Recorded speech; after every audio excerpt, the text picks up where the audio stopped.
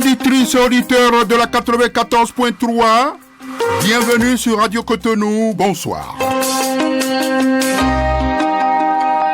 Dans notre souci quotidien de nous garantir une bonne santé, il est un domaine sanitaire qui ne peut passer inaperçu eu égard à l'importance de sa place dans le fonctionnement de l'organisme humain, le domaine de la stomato. La stomatologie, discipline médicale qui traite des maladies de la bouche et des dents, selon votre dictionnaire Aubert, mais de source authentique, c'est un dentiste de grande réputation qui va nous en parler dans un instant, Dr David Djossou, au titre du ballet de médecins spécialistes que Radio Cotonou vous propose tous les mardis soirs pour votre mieux-être en santé publique.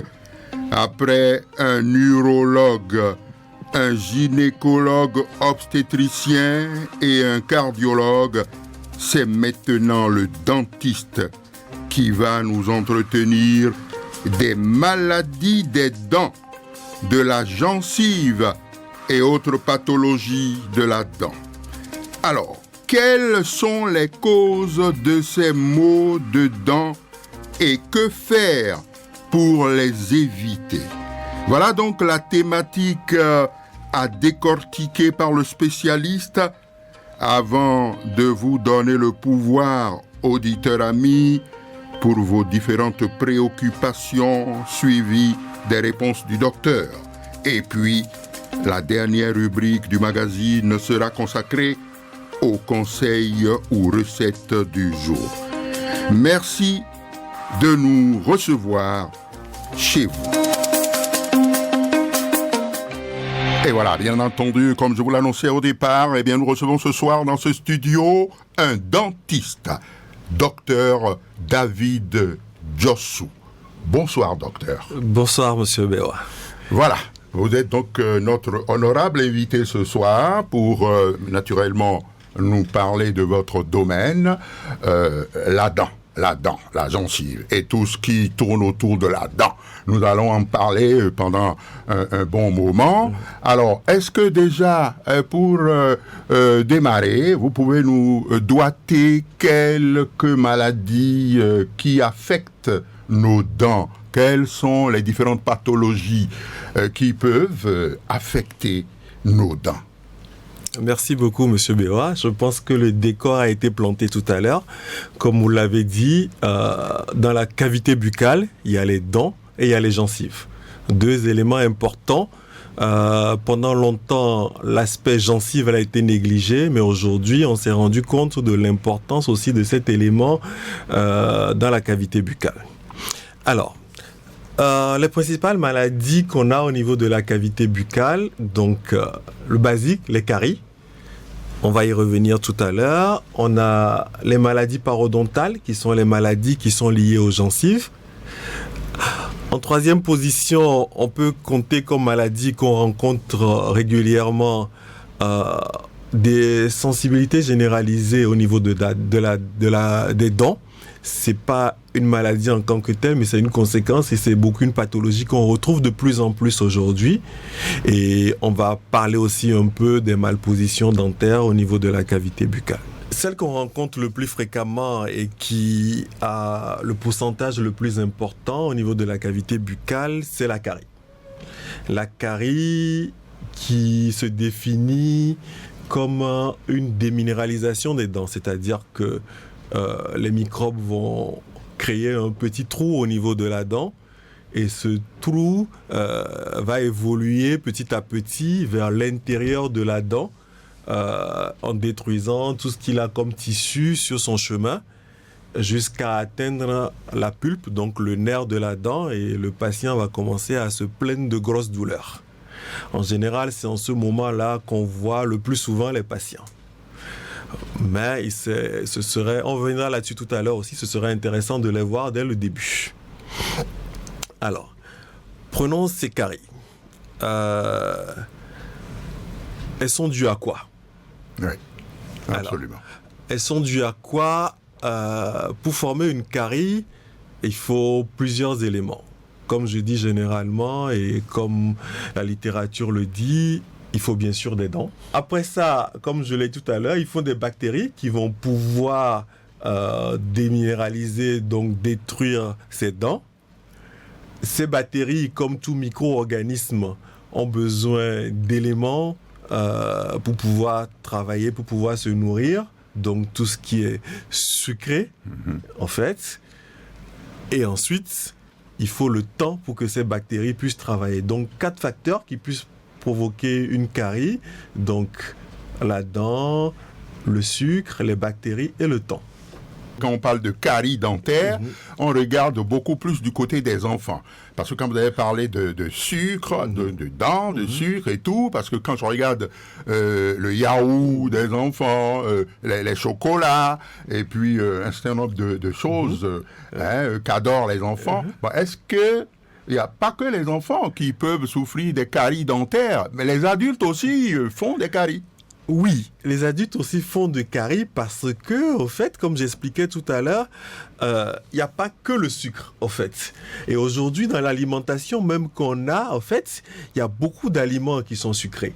Sans qu'on ne le sache réellement, en fait.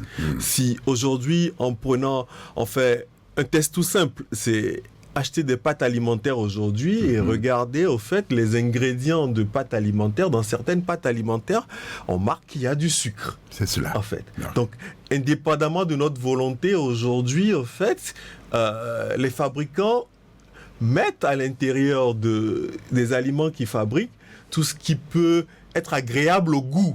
C'est cela, absolument. Ce qui fait qu'on a beaucoup d'aliments aujourd'hui qui sont sucrés sans qu'on ne s'en rende compte. Et tout ça contribue au fait à, comme je dis, à nourrir les bactéries pour pouvoir faire leur travail de déminéralisation au niveau des dents. D'autres pathologies? D'autres pathologies qu'on peut avoir, comme vous avez dit, c'est tout ce qui a rapport avec la gencive. Voilà. Donc, la maladie parodontale. Elle est un peu plus sournoise parce que, au fait, c'est des bactéries qui se positionnent entre la dent et la gencive. Donc, visuellement, on ne les voit pas, mais étant en dessous, elles contribuent à une destruction du tissu de soutien de la dent, donc des ligaments qui permettent à la dent d'être en place. Et quand elles ont fini de détruire ces ligaments, elles descendent et elles commencent à détruire l'os qui est de soutien autour de la dent. Donc, vous allez voir certaines personnes âgées qui vont vous dire « Ah, ma dent est tombée ». Sans douleur, sans rien du tout.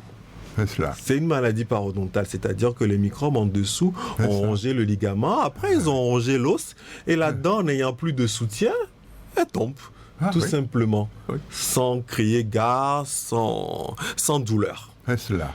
Donc, deuxième pathologie qu'on peut avoir au niveau de la cavité buccale et qu'on rencontre aussi de plus en plus aujourd'hui, c'est cette maladie parodontale.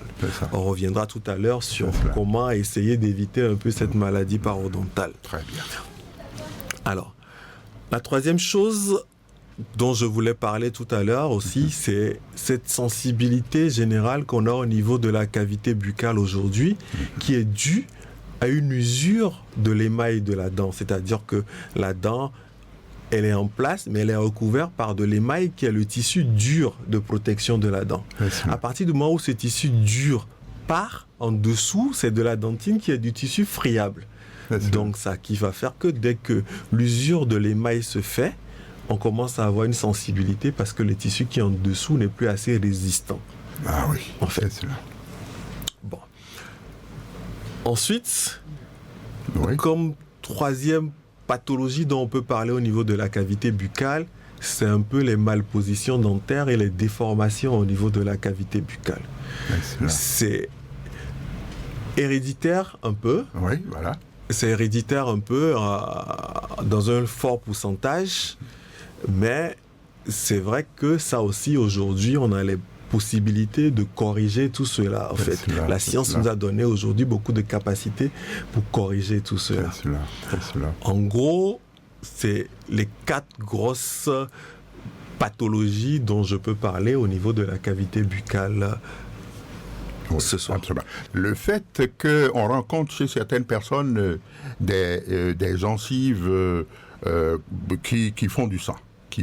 Ouais, vous rencontrez des gencives, des personnes qui ont leurs gencives régulièrement, c'est du sang. Est-ce que c'est à force de mettre les piquets après le repas, vous savez, si la viande, les morceaux, les débris de viande, vous savez de quoi je parle. Exactement. Vous rentrez entre les dents, il y a les pics concrètement. Alors, vous allez en parler tout à l'heure. Voilà, on va en parler tout à l'heure. Ouais. Mais déjà, la première des choses, au fait, que vous me signalez, c'est une gencive qui saigne. Oui, absolument. C'est pas normal.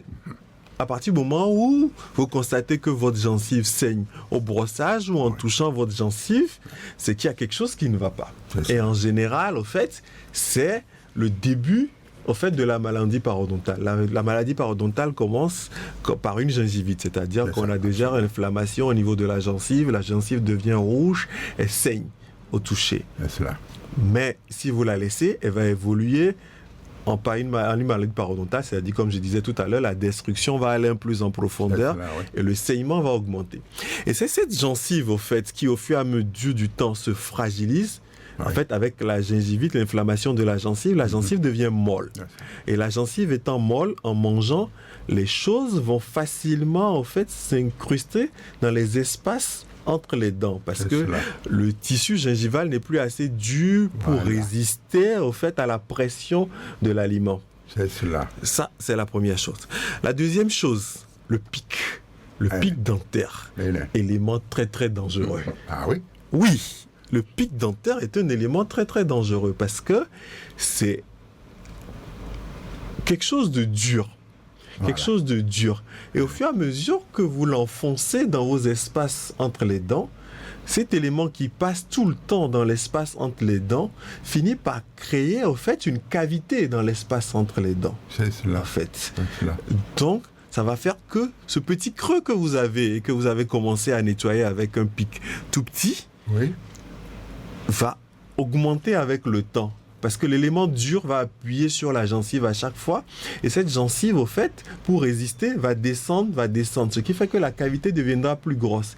Et au fur et à mesure, vous allez chercher un pic beaucoup plus gros. Le pic va passer beaucoup plus facilement dans l'espace entre les dents. On rebondit là-dessus en même temps, en fait, pour dire que aujourd'hui, au fait, ce qui est conseillé pour nettoyer les espaces entre les dents, c'est les brossettes interdentaires. Il est fait aujourd'hui des petites brosses, en fait, qui sont spécialement conçues pour nettoyer les espaces interdentaires. Elles ont la particularité, au fait, d'être assez souples. Ce qui fait qu'elles s'adaptent à la cavité que vous avez dans l'espace entre les dents. Elles ne peuvent pas, quand la cavité est trop petite, c'est la brossette qui va se tordre parce qu'elle ne correspond pas. Mais en aucun moment, elle ne va agrandir le trou que vous avez dans l'espace entre les dents. C'est soit les brossettes, soit les fils interdentaires. Exactement. Et fils interdentaires, pareil, en fait, ils sont des fils assez fins, et qui permettent aussi au fait de ne pas traumatiser la gencive au moment du nettoyage entre les dents.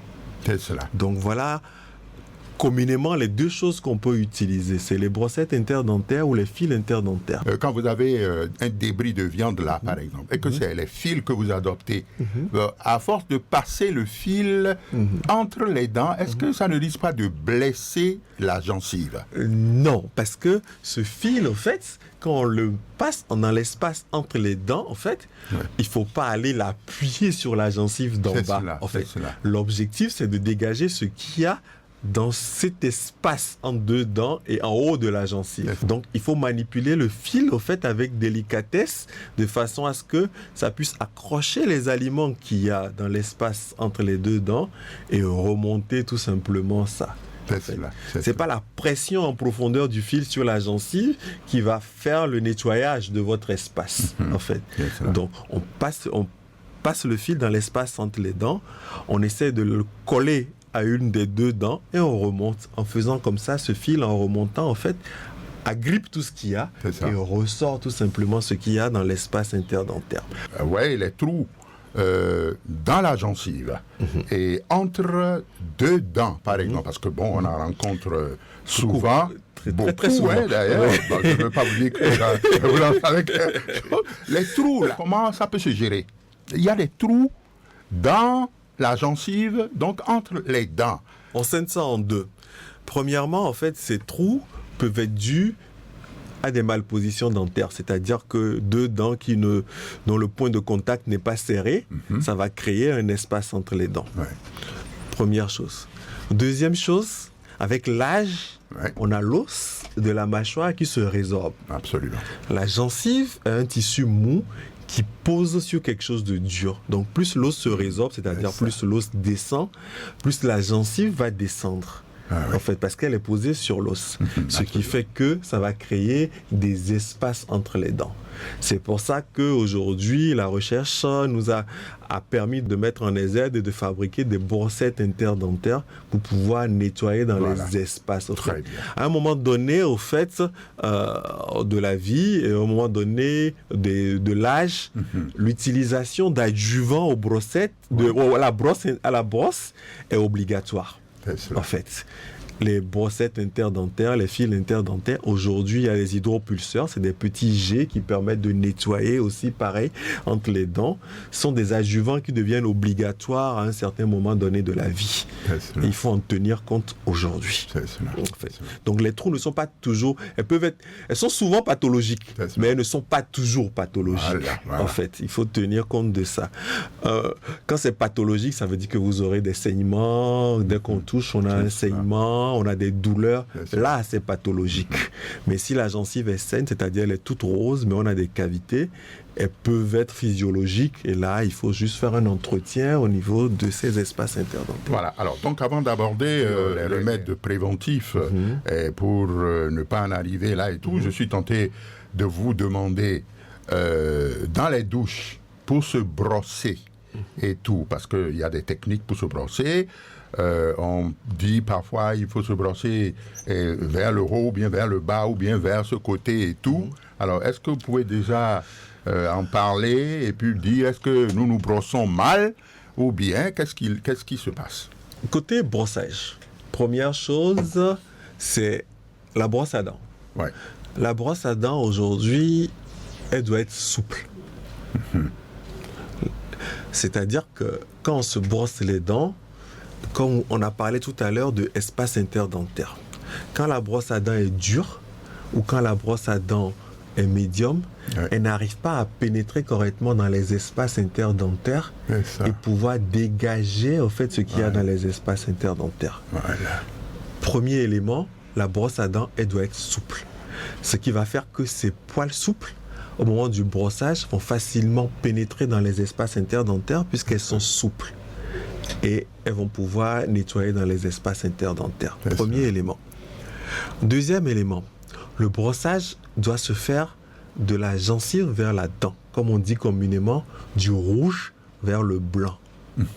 Ah oui? Oui, parce que si vous vous brossez de la dent vers la gencive, à chaque fois que votre brosse à dents descend et va toucher le rebord de la gencive, ça va créer un traumatisme au niveau du rebord de la gencive.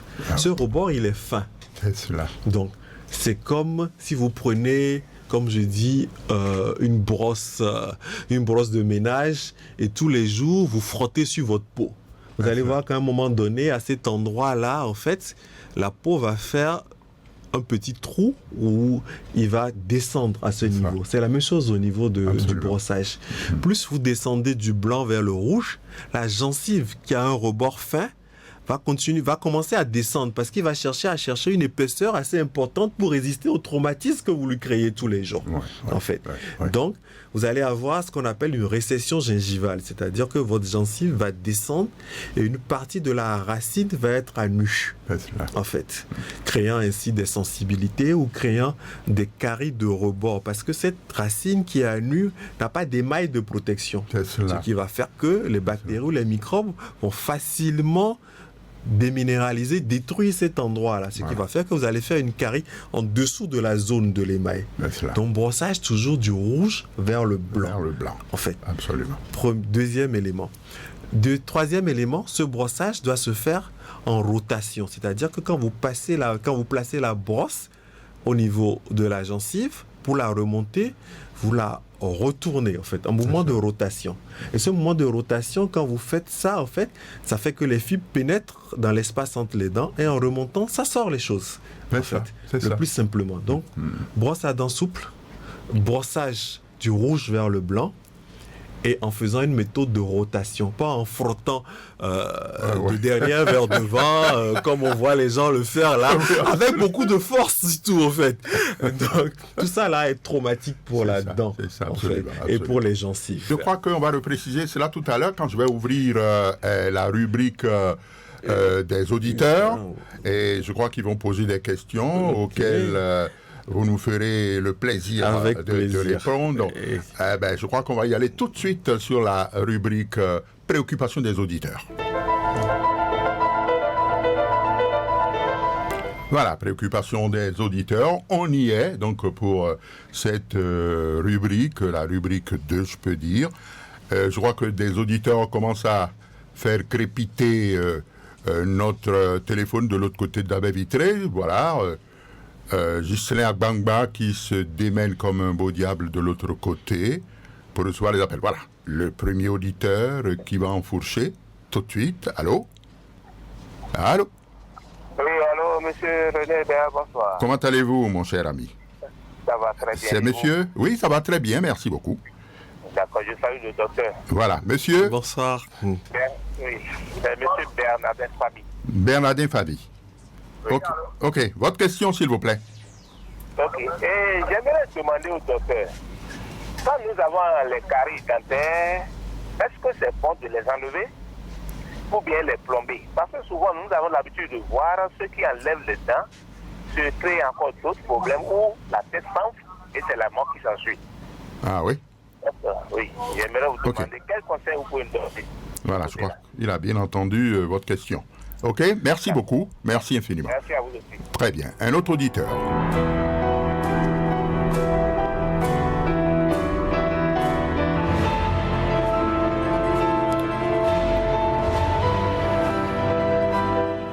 Un autre auditeur au bout du fil. Allô, bonsoir. Bonsoir, monsieur.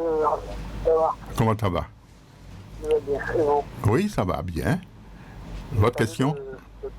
Oui, bien sûr. Bonsoir. Il entend au même moment que moi. Oui. Ok. Benoît Farongo. Merci beaucoup, Benoît. Oui.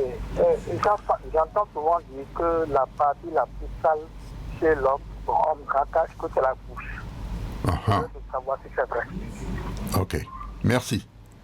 Très bien. La plus sale chez l'homme, c'est la bouche. C'est ce qu'il a appris. Le docteur va répondre tout à l'heure. Eh oui. Troisième auditeur.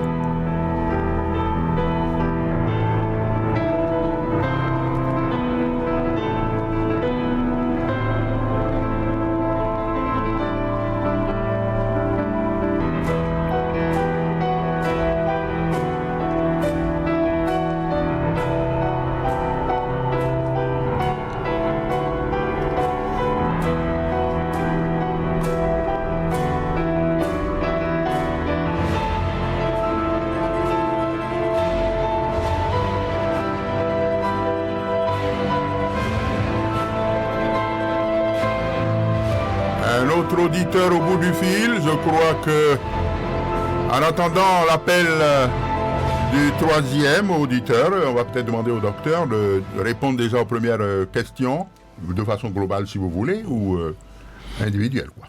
D'accord. Alors, la première question, c'est celle de monsieur Bernardin. Alors, il a demandé à savoir, est-ce que le mieux, c'est d'enlever ou de plomber une dent? Alors, ça dépend d'à quel stade on prend la carie. Comme je disais tout à l'heure, on a une évolution significative au niveau de la carie dentaire.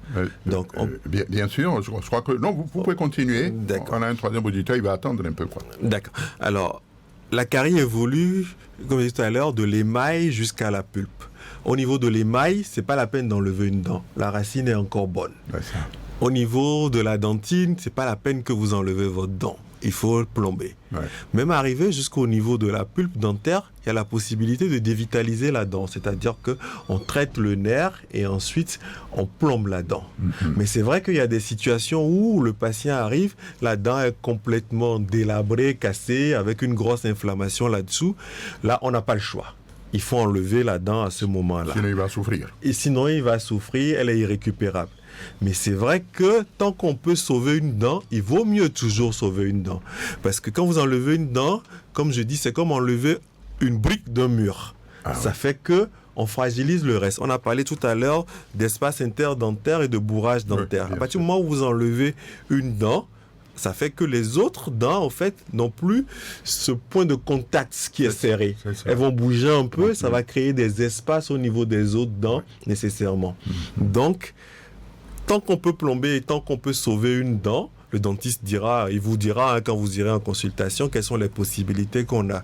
Mais tant qu'on peut sauver une dent, tant que la racine de la dent est bonne et que le support est bon, il vaut mieux plomber cette dent et la conserver. Ok. Allô? Oui, monsieur René Béat, c'est monsieur Bernardin qui revient. Ah, c'est vous qui revenez. Oui. Bernardin Favy, c'est ça, hein? Oui. Ah bon, allez-y. Bon. On nous a demandé parfois de faire les détatrages de dents. Quand les dents finissent, que ça porte des débris où on ne peut pas brosser, on nous demande de faire du détatrage. Ouais. Mais c'est fait avec l'appareil. Est-ce que c'est bon? Parce que parfois, ça crée des dommages aux dents. Alors, moi, je l'ai fait.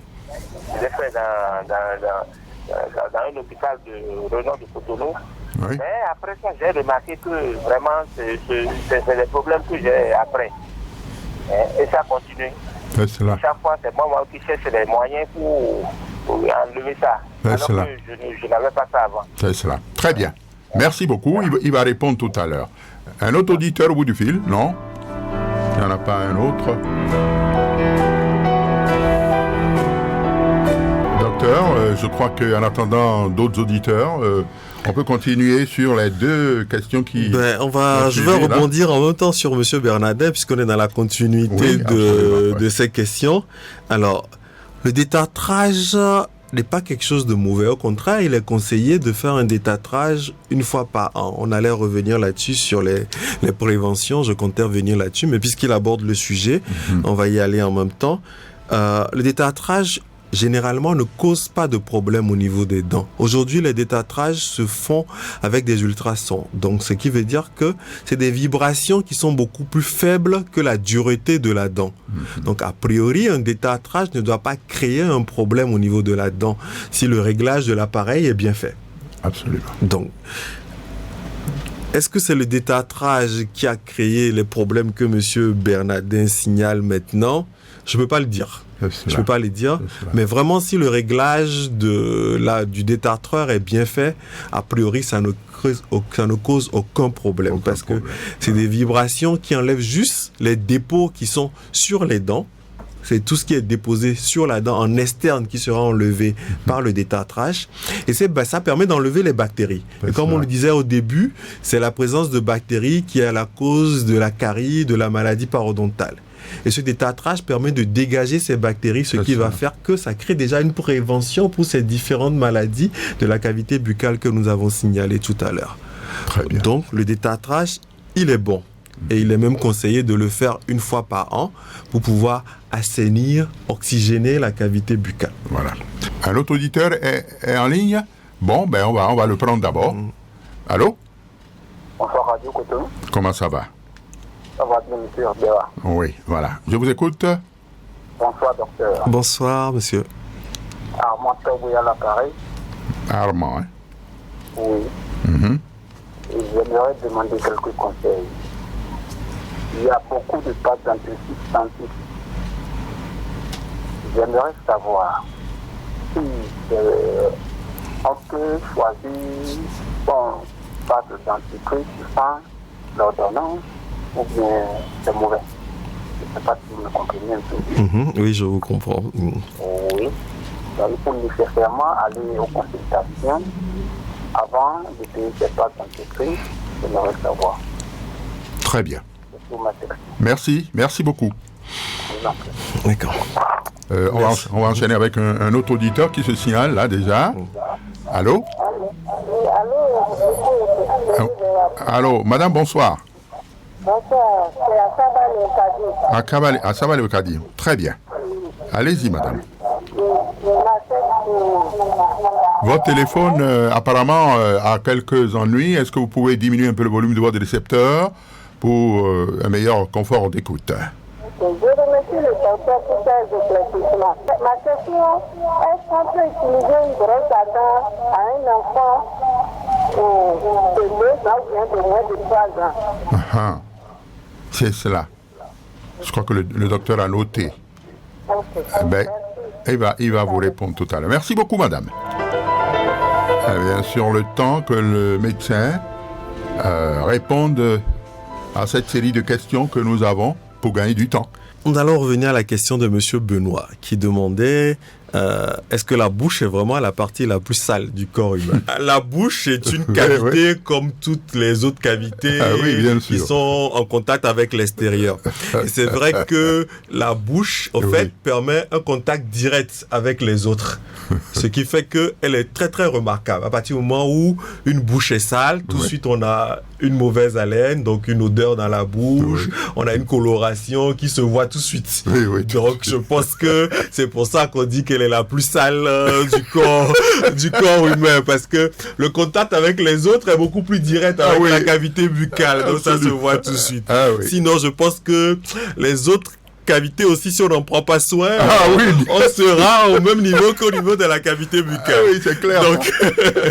Donc voilà ce que je peux dire à Monsieur Benoît. Voilà. Alors, Monsieur Armand nous a demandé le choix des pâtes dentifrice. L'idéal, c'est de faire une consultation pour choisir une pâte dentifrice.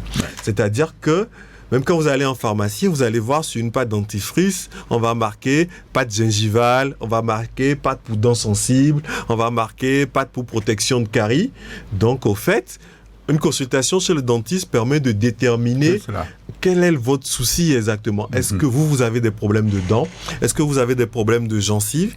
Est-ce que c'est une sensibilité, votre problème? Et ça permet de vous orienter vers une pâte qui est beaucoup plus adaptée à ce que vous pouvez utiliser couramment, en fait. Donc, c'est vrai que l'idéal, c'est de faire une consultation pour pouvoir faire un choix de pâte dentifrice. Après, on peut rester sur ce choix. En fait, tant qu'il n'y a pas d'autres pathologies particulières ou, comme je disais tout à l'heure, en faisant un détartrage une fois par an, le praticien va vous dire changez de pâte dentifrice pendant 2-3 mois parce que je vois que votre gencive s'est un peu fragilisée. Renforcez un peu votre gencive. Après, vous revenez à votre pâte dentifrice au fluor que vous utilisez pour la protection de vos dents. Donc, ça permet de canaliser les choses et d'avoir quelque chose de beaucoup plus indiqué à sa cavité buccale. Très bien. On a la question de Madame Léocadie qui demandait est-ce qu'on peut brosser les dents pour un enfant de 2 voire 3 ans? Oui.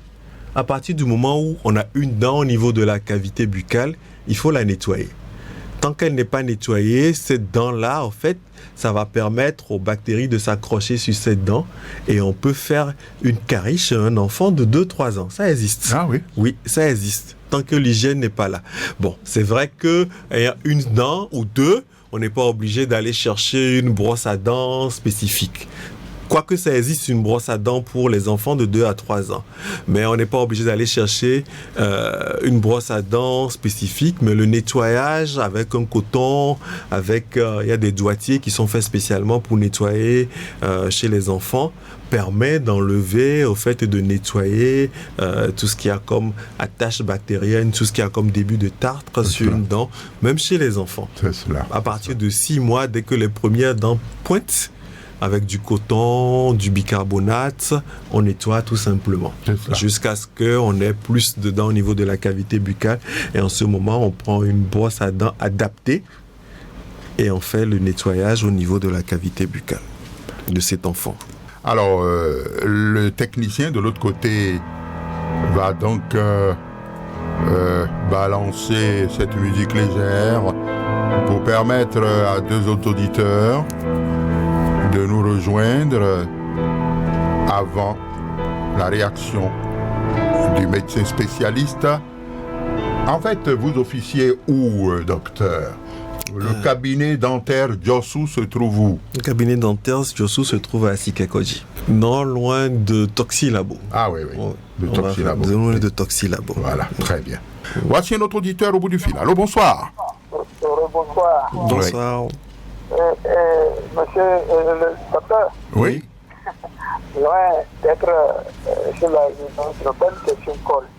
C'est Benoît. Oui, monsieur Benoît. Ah, d'accord. Oui, ça ne sera pas une question colle. Non, non, non, non.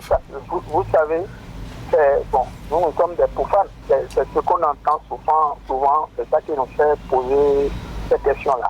C'est parce que moi, j'aurais appris que c'est dans la cavité buccale que se développe assez de bactéries. Voyez-vous? Donc, pourquoi j'ai posé cette question-là?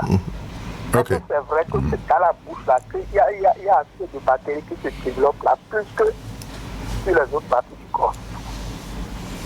Bien. Oui. Très bien. Alors, c'est vrai que, si vous répondez à la question de monsieur Benoît, c'est vrai que la cavité buccale, au fait, comme j'expliquais tout à l'heure, à l'intérieur de la dent, il y a les vaisseaux.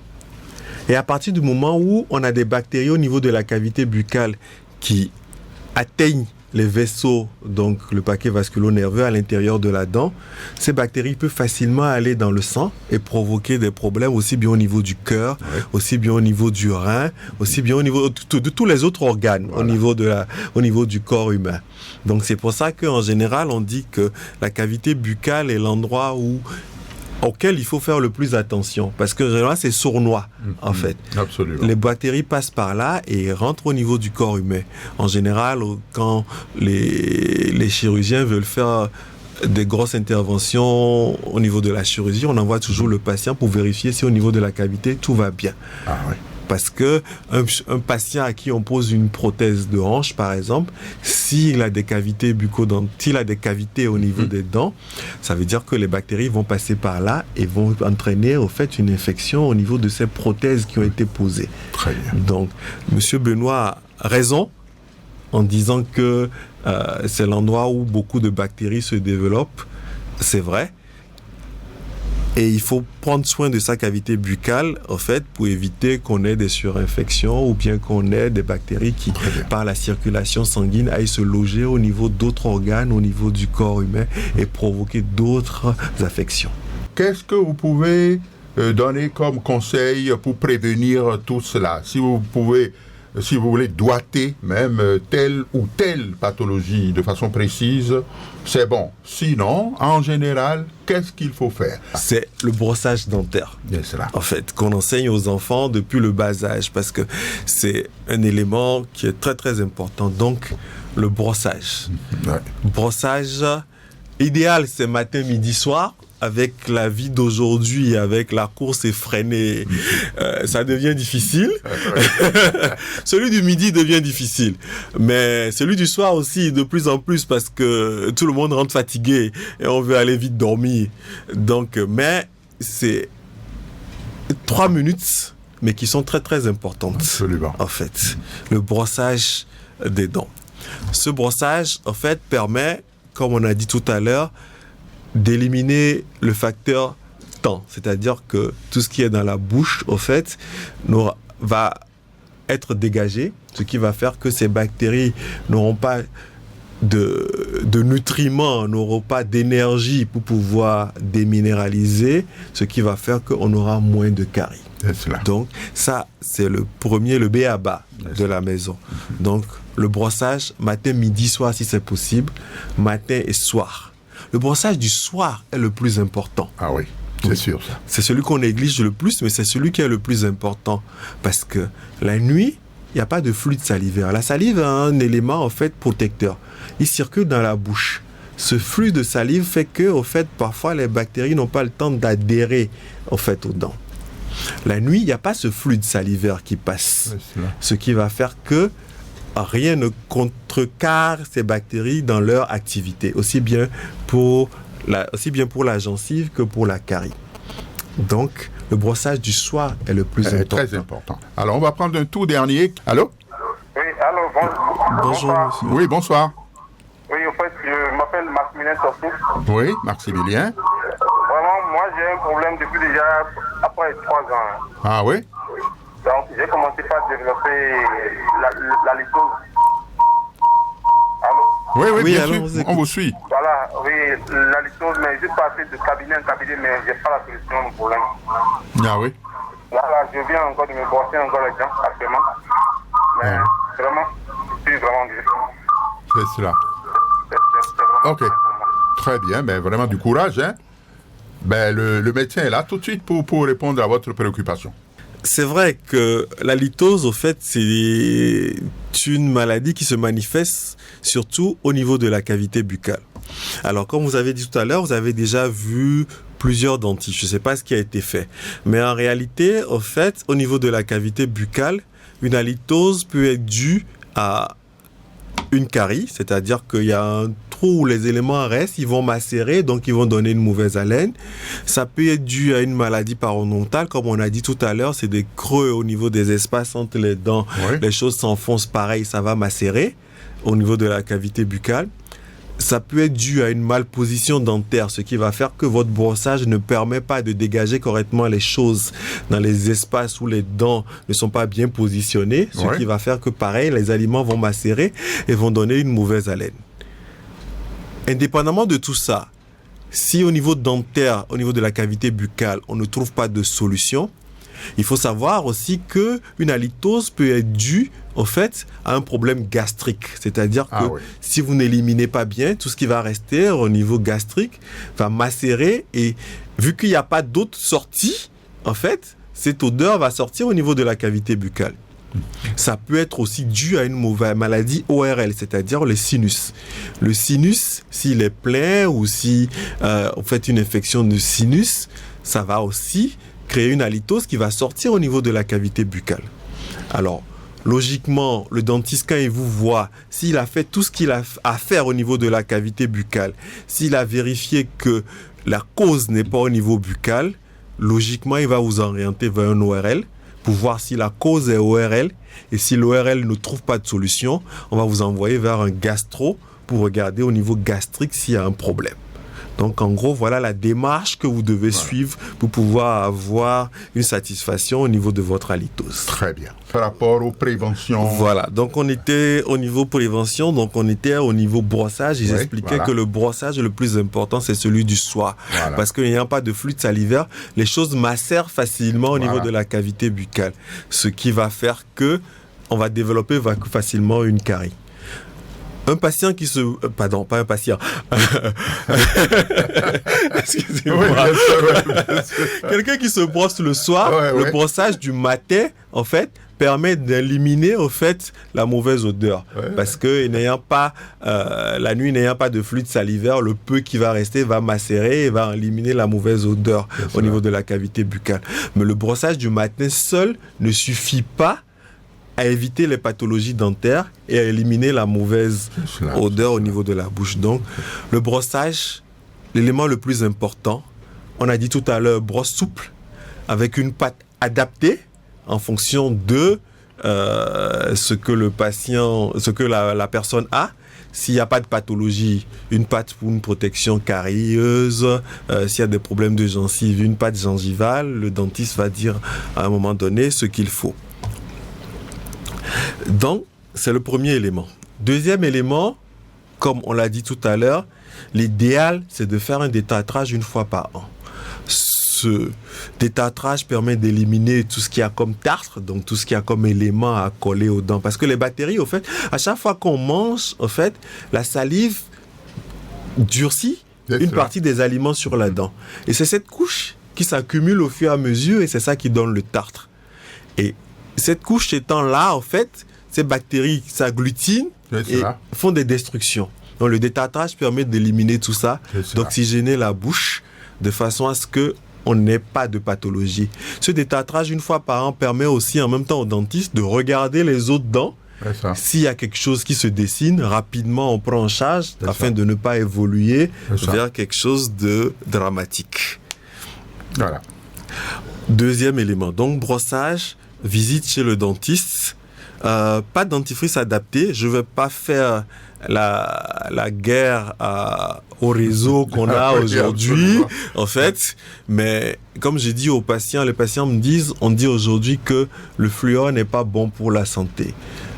Je réponds toujours aux patients, si vous buvez 5 litres d'eau par jour, vous aurez des problèmes de santé.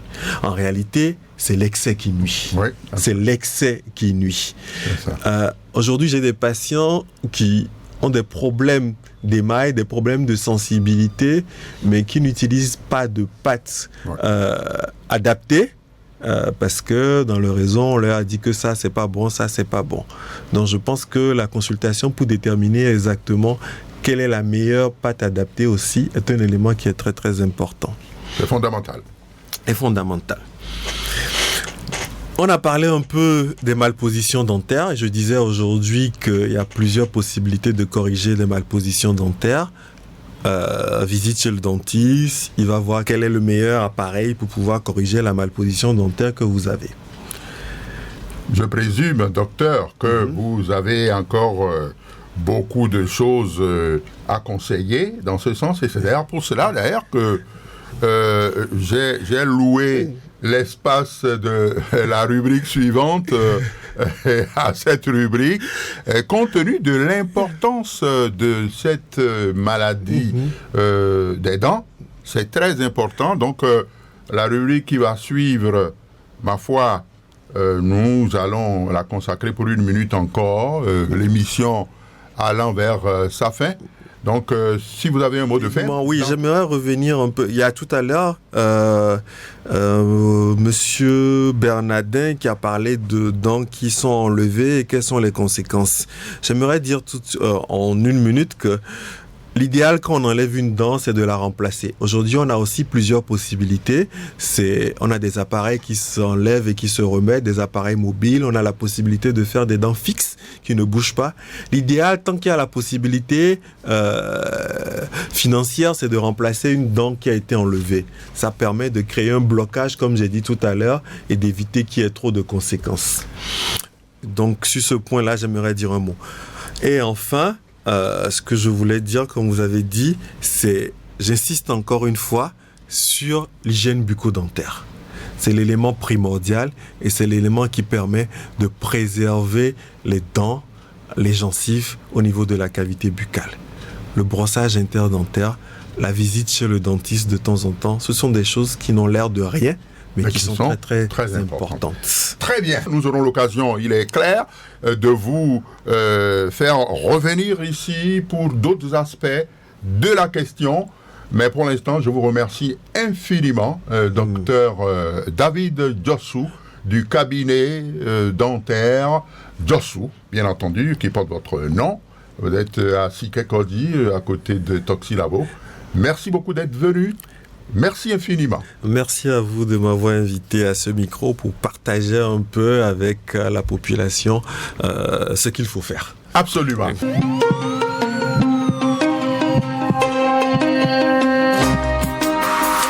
Terminus, tout le monde descend. Et vous l'aurez constaté, donc la dernière rubrique, conseils et recettes de santé, eh bien, je vous la servirai mardi prochain sans faute. Eh bien, l'importance de la dent, vous vous en doutez, eh bien, a fait que, eh bien, nous avons loué cet espace-là pour la parole du spécialiste. Voilà, qui commence bien, finit bien. Gilles et Ghislain, ce sont des frères, bien entendu, sur la technique de l'autre côté, Agbaoungba. Et puis, sur la caméra, je retrouve Patrice Beidja et Job Tikwe, en direct avec vous, René Bewa. Je recevais ce soir Dr David Djossou. Merci à toutes et à tous, et à mardi prochain.